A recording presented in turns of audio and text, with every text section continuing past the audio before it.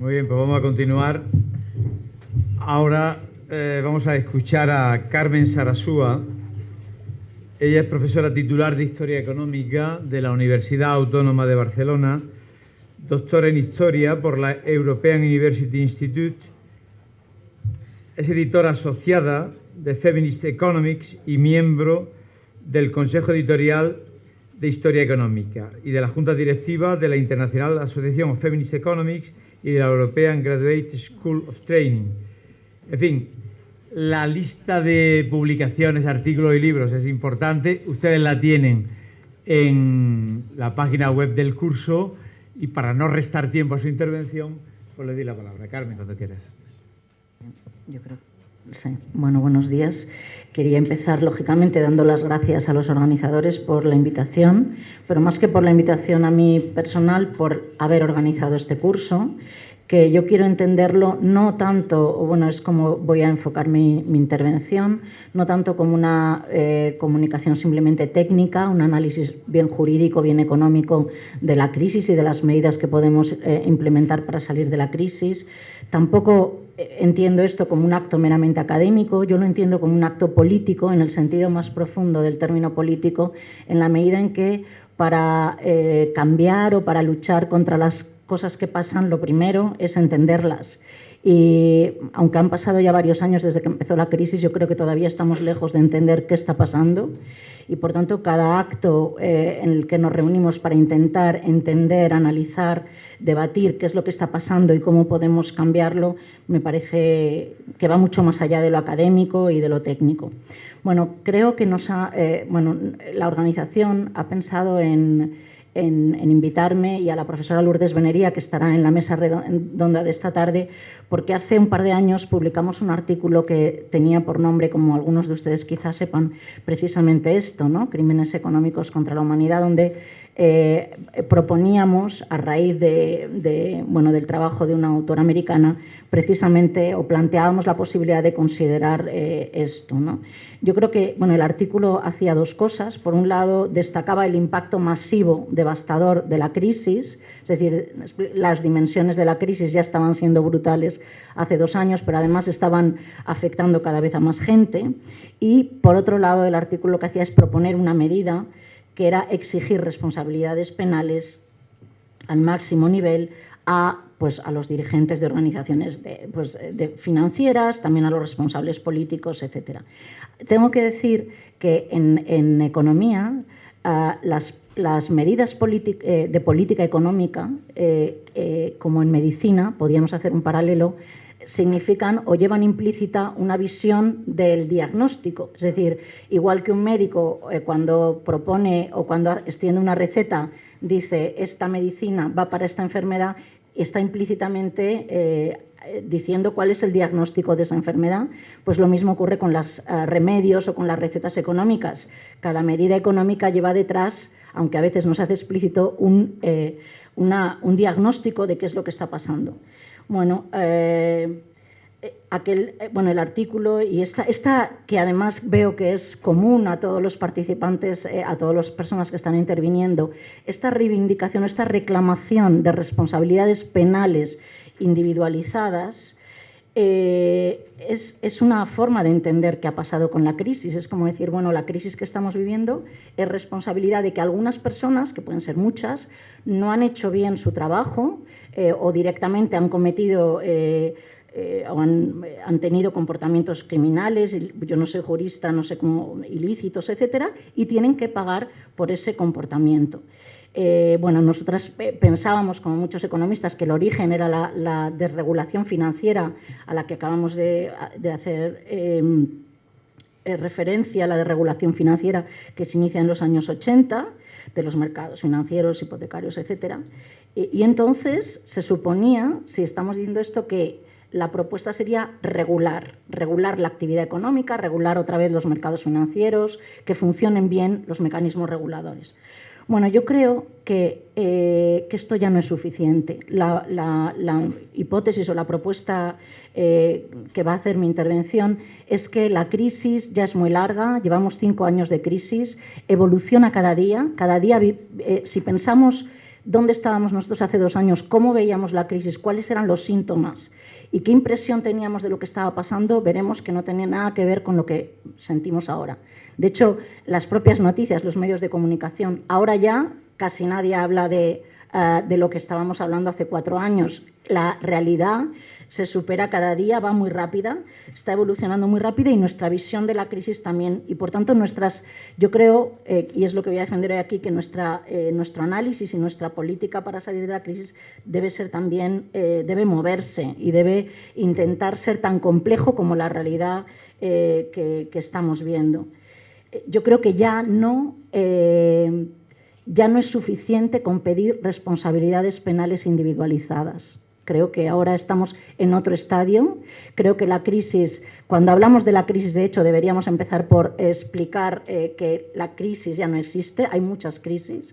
Hay una crisis económica, que además dentro de la economía hay una crisis financiera, pero hay una crisis del mercado laboral, hay una crisis industrial, del modelo productivo, etcétera. Pero también hay una crisis institucional fuertísima. La gente no cree en las instituciones han fallado y luego, bueno, quisiera referirme a esto, han fallado, o la ciudadanía tiene la impresión de que nos han fallado los partidos políticos, han fallado incluso, ahora estamos viendo que la judicatura o la justicia está teniendo un papel muy activo, es cierto, pero quizá tarde, quizá la dimensión que ha tomado todo, si las cosas se hubieran hecho antes, no habría llegado a esto, etcétera, ¿no? Pero además, la impresión que tiene la gente cuando vemos las noticias cada día ya no es que hay 4, 5 o 4.000 personas que han hecho mal las cosas o que los banqueros Es que vemos la televisión cada día o leemos las noticias y la impresión es, bueno, pero ¿quién no va a ir a la cárcel? Porque es que ya es todo el mundo. O sea, es que son los futbolistas, son los deportistas, incluso a los que les damos los premios Príncipe de Asturias, es muchísima gente, es decir, es prácticamente gente de la sociedad civil, etcétera, ¿no?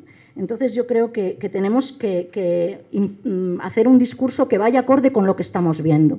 Y lo que estamos viendo ahora ya no es lo que veíamos hace 2 años. De hecho, lo que quiero decir es que en estos 2 años mi visión también y la de mucha gente de qué es el marco normativo, y en esto la norma jurídica, ¿no?, en relación a la actividad económica ha cambiado completamente. Es decir, esta visión que hace 2 años podíamos tener de la crisis económica, estoy simplificando, ha venido porque se han saltado las normas, y por eso si perseguimos penalmente a la gente que se ha saltado las normas, se resolverá la crisis o por lo menos estas disfunciones. Yo creo que esto ya es imposible. De hecho, nosotros pensábamos, bueno, cuando no funciona la regulación es cuando se ha producido un desastre en la economía. ¿Qué idea implica esto de la actividad económica? La actividad económica funciona bien y es aceptable, hay crecimiento económico, no pasan los desastres que estamos viendo si se mantiene o se respeta esta norma, ¿no? El incumplimiento de la norma sería una anomalía, sería una disfunción. Habría gente que es ladrona o etcétera, y entonces, bueno, pues es que hay que perseguirles penalmente.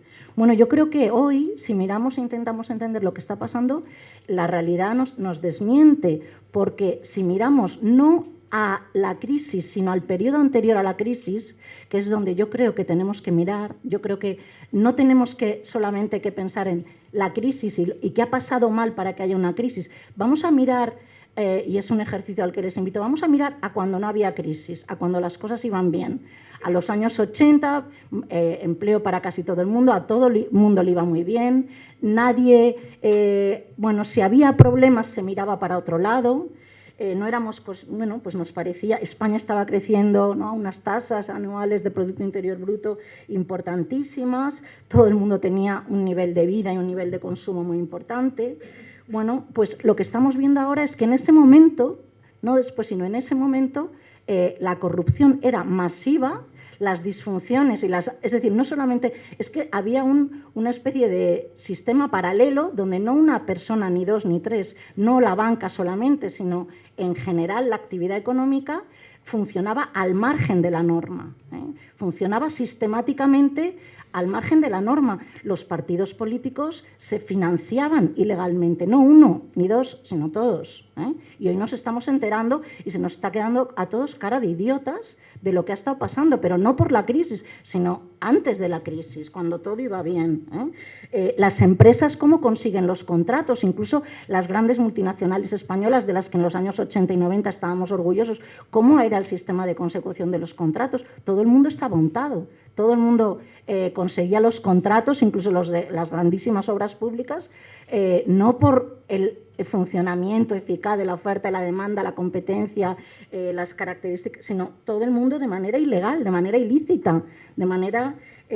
¿Cómo se estaba funcionando el sistema fiscal? ¿Quién pagaba impuestos? Hoy, yo no sé si es que soy especialmente idiota, pero es que no puedo creer que haya un señor que tenga 50 millones de euros, que se los ha sacado en un maletín 50 millones de euros a Suiza, y es un político, y como él hay muchísima gente. Entonces, ¿cómo se recaudan impuestos? ¿Y quién paga? ¿Quién sostiene el sistema fiscal y los servicios públicos? Etcétera, etcétera. Entonces, lo que quiero decir es que si miramos a lo que estaba pasando cuando todos creíamos que todo iba bien, veremos que la norma, por decirlo de una manera muy coloquial, se la estaban pasando por el forro todo el mundo. Y nadie estaba cumpliendo eso, ¿no? Entonces, bueno, esto tampoco es nuevo. Si miramos a la historia económica, que es lo que yo enseño y en lo que yo trabajo, pues veremos que el periodo de crecimiento más intenso de la economía española, el que presumimos y el que nos parece que, y decimos a nuestros alumnos, aquí la economía española se moderniza, el Producto Interior Bruto, la renta per cápita crece, etcétera, es durante la dictadura. Y la dictadura, en los años 60, hasta que llega la crisis del petróleo, primera de los 70, bueno, por definición una dictadura es corrupta, es decir, es que es evidente, ¿no? No hay derechos políticos, hay miles de personas en la cárcel, pero la economía funcionaba de maravilla, entre comillas, claro, hay muchas, gracias también a la inmigración, gracias, etcétera, pero cuando las cosas, lo que quiero decir es que cuando las cosas funcionan bien, nadie se acuerda de que las normas no se están cumpliendo y de que hay corrupción y nadie mira a esas disfunciones. Bueno, yo creo que tenemos que entender la crisis en su complejidad, es decir, la crisis no es solamente una crisis de que los bancos hayan hecho mal su trabajo, no es solamente ya una crisis hipotecaria, creo que esto, de hecho, creo que hay un ejercicio muy sencillo para entender la complejidad de la crisis. Nos podríamos preguntar cada uno qué tiene que pasar o qué noticia tendríamos que leer en el periódico para que pensáramos la crisis ha acabado. Para muchos sería, bueno, pues las empresas están recibiendo crédito y están empezando a reactivar su actividad y están empezando a crear empleo, por ejemplo. Pero la pregunta que me gustaría hacer es esta. Si mañana, por ejemplo, el empleo volviera a crecer, la actividad económica se recuperara, ¿ya la población, ya creeríamos que la crisis ha acabado? Para mucha gente no, ¿eh? Estamos viendo demasiadas cosas y estamos sabiendo demasiadas cosas de cómo funciona todo para no darnos por satisfechos con esa aparente fin de la crisis, ¿no? Ya simplemente volver a nuestro nivel de consumo que teníamos anterior a la crisis ya no nos va a satisfacer. Por lo menos hay mucha gente que ahora considera que es el propio modelo de organización de la producción, el propio modelo de económico, social, político también, las propias instituciones políticas, las que no funcionan, y las que queremos que cambien. Bueno, ahora mismo parece, de hecho, que la crisis económica se ha estabilizado en la depresión, claro, se ha estancado a través de varias estrategias, podríamos llamarlo, varias vías, ¿no? Por un lado, yo voy a señalar simplemente 6 vías que creo que son las que están caracterizando este estancamiento de la depresión económica. Por un lado, o válvulas de escape, ¿no? Por un lado, la emigración, la salida de gente fuera, el retorno de algunos inmigrantes que están liberando cierta presión tanto de los recursos públicos, el subsidio al desempleo, etcétera. Por otro lado, se está produciendo movimientos muy interesantes dentro de las unidades familiares, la transferencia de rentas, por ejemplo, cuánta gente vive de la pensión de los jubilados, ya no una, sino 2 generaciones dentro de las familias, una flexibilidad máxima de las instituciones de las familias para compartir bienes, en muchos, no en todos los casos, pero viviendas, los recursos, el tiempo, etcétera, ¿no? Un reajuste a la baja en la calidad de vida de los ciudadanos. Todos nos estamos casi a veces voluntariamente, entre comillas, prescindiendo de muchísimas cosas. Bueno, pues estamos reduciendo al máximo nuestro consumo, pero también yo lo veo por nuestros estudiantes cada año. Pues si pensaba matricularme en la universidad y no puedo, pues no me matriculo.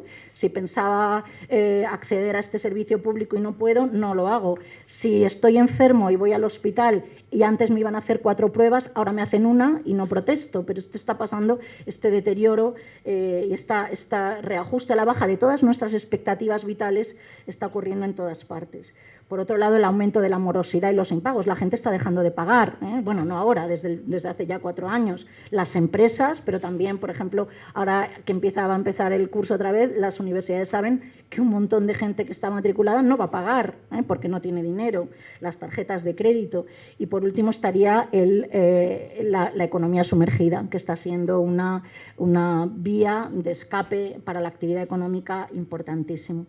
Para mí, teniendo en cuenta todo lo que está pasando y cómo estamos quemando etapas y entendiendo cada vez más la complejidad de todo lo que está ocurriendo, la prioridad y la agenda tiene que ser reivindicar los servicios públicos. Creo que el estado del bienestar no puede ser una fase, como ya algunos compañeros lo están explicando en economía, cuando teníamos estado del bienestar, ¿no? Ahora como si fuera una fase que ya definitivamente hemos perdido. Creo que no nos podemos resignar y creo que eso tiene que ser como el muro de contención. No podemos prescindir. Las luchas sociales, por ejemplo, en Madrid, de la sanidad y la enseñanza pública, me parecen de lo más importante que está ocurriendo ahora, y creo que tenemos que ser muy firmes en la defensa de estos servicios públicos, que va paralelo a otras cosas. Por ejemplo, a un rearme político en defensa de los servicios públicos. ¿Cómo vamos a pedir como ciudadanos que los gobiernos autonómicos, central, etcétera, no nos hagan más recortes de los que nos han estado haciendo, o en algunos casos los reviertan? Necesitamos instituciones fuertes políticas, necesitamos partidos políticos en los que creer, y yo creo que ahí hay mucho campo porque ahora mismo la ciudadanía en muchos casos está declarándose desafecta de estos partidos que serían los instrumentos para mantener esos servicios públicos. Y creo que aquí la clave, y es algo que está un poco rondando en todas las intervenciones, es el sistema fiscal.